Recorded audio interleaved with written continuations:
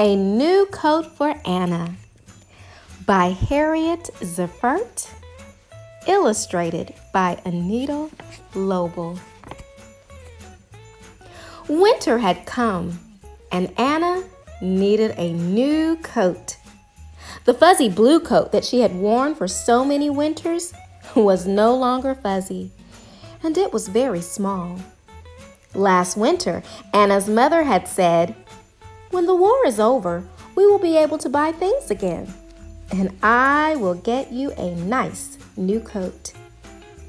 But when the war ended, the stores remained empty. There still were no coats. There was hardly any food, and no one had money. Anna's mother wondered how she could get Anna a new coat. Then she had an idea. "Anna, I have no money," she said, "but I still have grandfather's gold watch and some other nice things.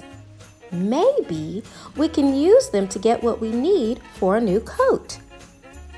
First, we need wool. Tomorrow, we will visit a farmer and see about getting some." The next day, Anna and her mother walked to a nearby farm. "Anna needs a new coat," Anna's mother told the farmer. "I have no money, but I will give you this fine gold watch if you will give me enough wool from your sheep to make a coat." The farmer said, "What a good idea! But you will have to wait until spring when I shear my sheep's winter wool. Then I can trade you their wool for your gold watch." Anna waited for spring to come. Almost every Sunday, she and her mother visited the sheep. She would always ask them, "Is your wool growing?" The sheep would always answer, "Bah!" Then she would feed them nice, fresh hay and give them hugs. At Christmas time, Anna brought them paper necklaces and apples and sang carols. When spring came, the farmer sheared the sheep's wool. "Does it hurt them?" asked Anna. "No, Anna," said the farmer. "It is just like getting a haircut." When he had enough wool to make a coat, the farmer showed Anna how to card the wool. "It's like untangling the knots in your hair," he told Anna. Then he gave Anna's mother a big bag of wool, and Anna's mother gave him the gold watch. Anna and her mother took the bag of wool to an old woman who had a spinning wheel. "Anna needs a new coat," Anna's mother told the woman. "I have no money, but I will give you this beautiful lamp if you will spin this wool into yarn." The woman said, "A lamp? That's just what I need. But I cannot spin quickly, for I am old and my fingers are stiff. Come back when the cherries are ripe, and I will have your yarn."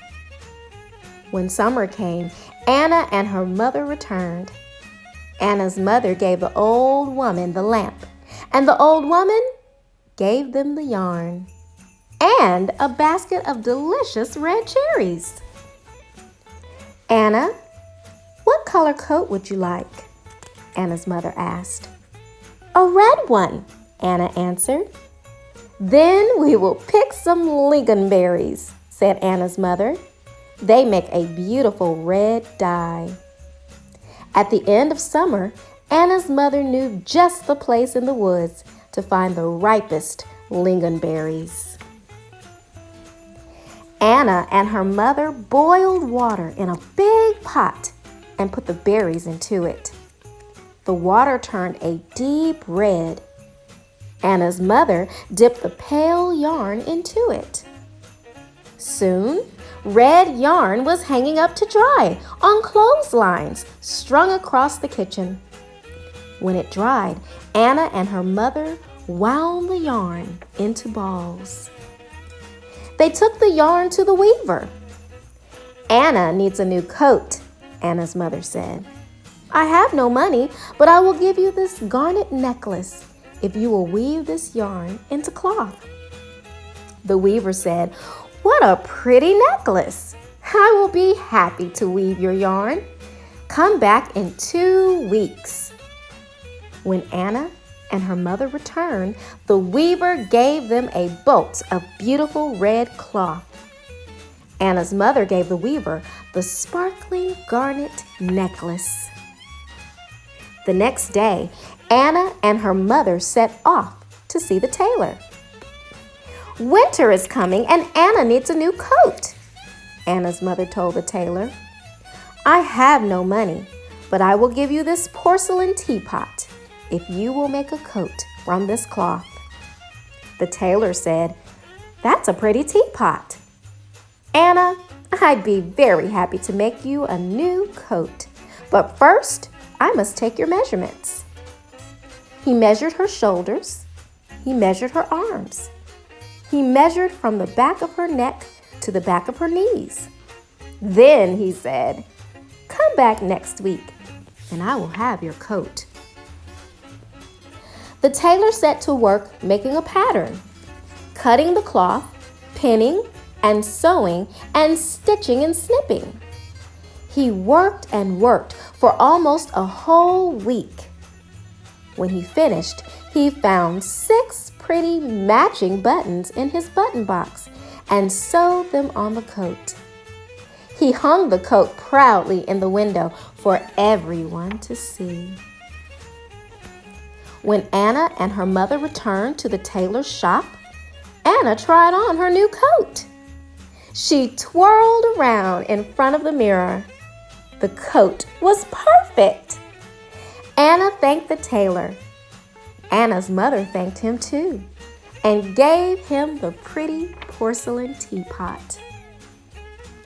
Anna wore her new coat home. She stopped at every store to look at her reflection in the window. When they got home, her mother said, "Christmas will soon be here, and I think this year we could have a little celebration." Anna said, "Oh yes, and please, could we invite all the people who helped to make my coat?" "Yes," said Anna's mother, "and I will make a Christmas cake just like I used to." Anna gave her mother a big hug. On Christmas Eve, the farmer, the spinner, the weaver, and the tailor came to Anna's house. They all thought Anna looked beautiful in her new coat. The Christmas cake that Anna's mother baked was delicious. Everyone agreed that this was the best Christmas they had had in a long time. On Christmas Day, Anna visited the sheep.